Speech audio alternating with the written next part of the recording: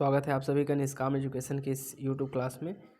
आज के इस वीडियो में 10 प्रश्नों की चर्चा करेंगे, ठीक है, जो कि सामान्य अध्ययन से होगा हमारा, ठीक है। मुख्य रूप से इसमें जो है मिट्टी को रखा गया है, ठीक है, मिट्टी को रखा गया है जो कि आपके आगामी एग्जाम के लिए बहुत ही इंपॉर्टेंट होने वाले हैं, ठीक है। इसमें जितने भी पुराने प्रश्न हैं, जितने जितने भी प्रश्न हैं वो किसी न किसी एग्ज़ाम में आए हुए हैं, ठीक है, उसी को यहाँ पर रखा गया है।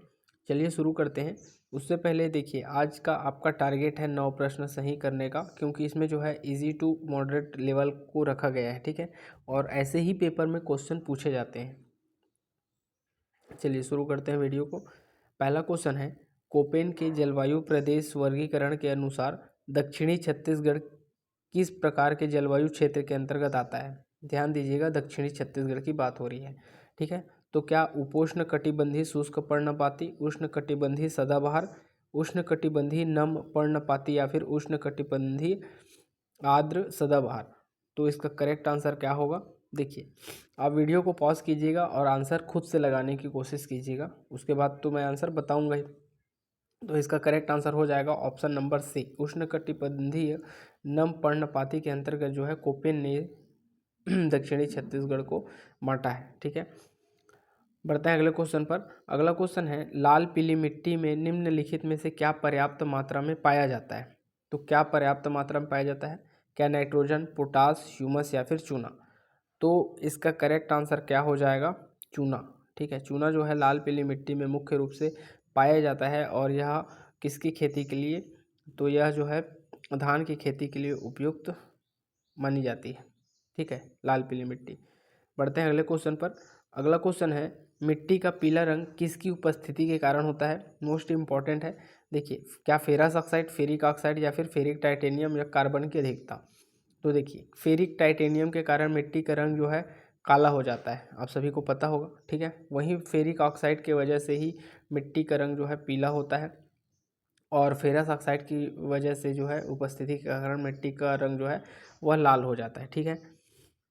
यहाँ पर देखते हैं अगला क्वेश्चन, बस्तर के ढलानों में सामान्यतः किस प्रकार की मिट्टी पाई जाती है। तो क्या टिकरा मिट्टी, डोरसा मिट्टी, मटासी मिट्टी या फिर कन्हार मिट्टी। तो इसका करेक्ट आंसर हो जाएगा ऑप्शन नंबर ए, टिकरा मिट्टी जो है बस्तर के ढलानों में मुख्यतः पाई जाती है, ठीक है। उसके बाद बढ़ते हैं अगले क्वेश्चन पर। अगला क्वेश्चन है, छत्तीसगढ़ में कन्हार मिट्टी मुख्य रूप से किस तरह की भूमि में पाई जाती है। ठीक है, छत्तीसगढ़ में कन्हार मिट्टी मुख्य रूप से किस तरह की भूमि में पाई जाती है। तो क्या उच्च एवं पठारी क्षेत्र पर, मैदान एवं घाटी क्षेत्र पर, तीव्र ढाल वाले क्षेत्र पर या सामान्य ढालने वाले क्षेत्र पर। तो देखिए, ये बहुत ही इंपॉर्टेंट क्वेश्चन है, ठीक है, इसको जानिएगा। कन्हार मिट्टी मुख्य रूप से किस तरह की भूमि में पाई जाती है। तो कन्हार मिट्टी को क्या कहते हैं हम लोग, जो है काली मिट्टी कहते हैं, ठीक है। कन्हार मिट्टी को ही क्या कहते हैं, काली मिट्टी। और यह मुख्य रूप से मैदान एवं घाटी वाले क्षेत्रों पर हमारे छत्तीसगढ़ में पाया जाता है, ठीक है।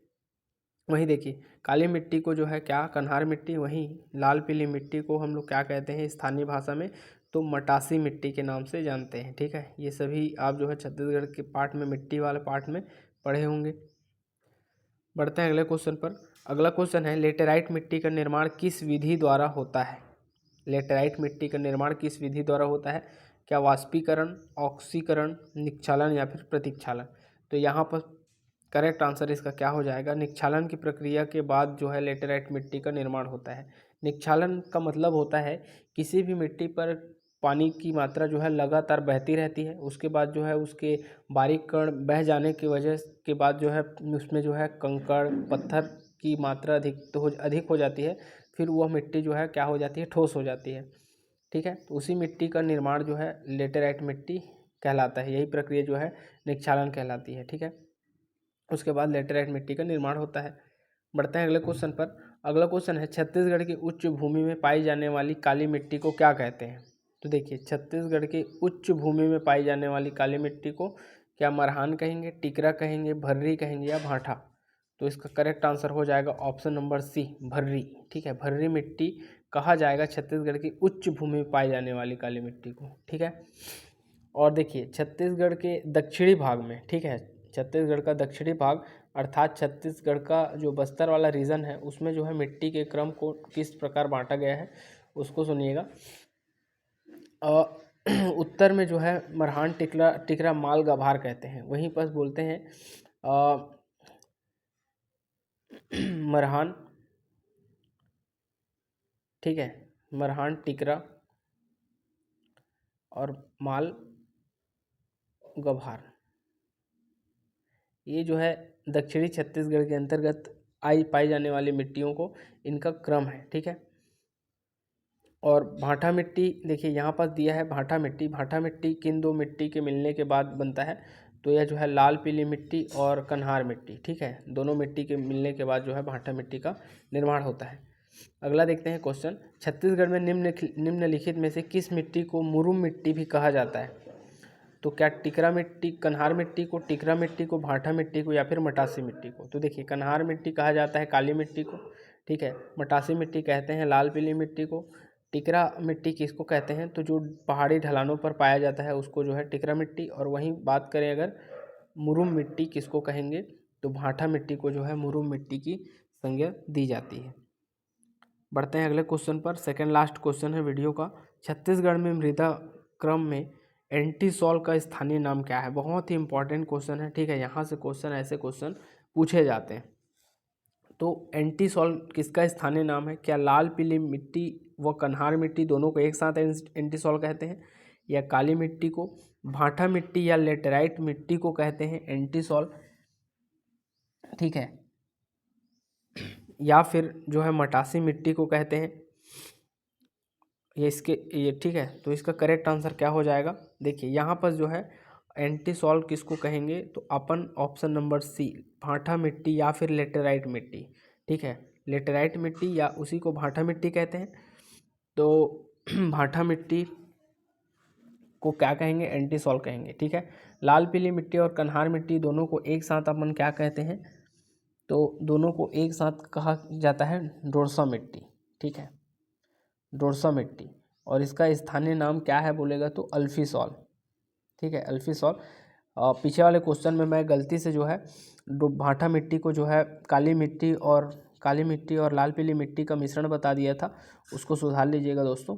यहाँ पर काली मिट्टी और लाल पीली मिट्टी दोनों के मिश्रण को जो है डोरसा मिट्टी कहते हैं, और इसका स्थानीय नाम क्या है? तो अल्फीसॉल है, ठीक है, अल्फीसॉल है।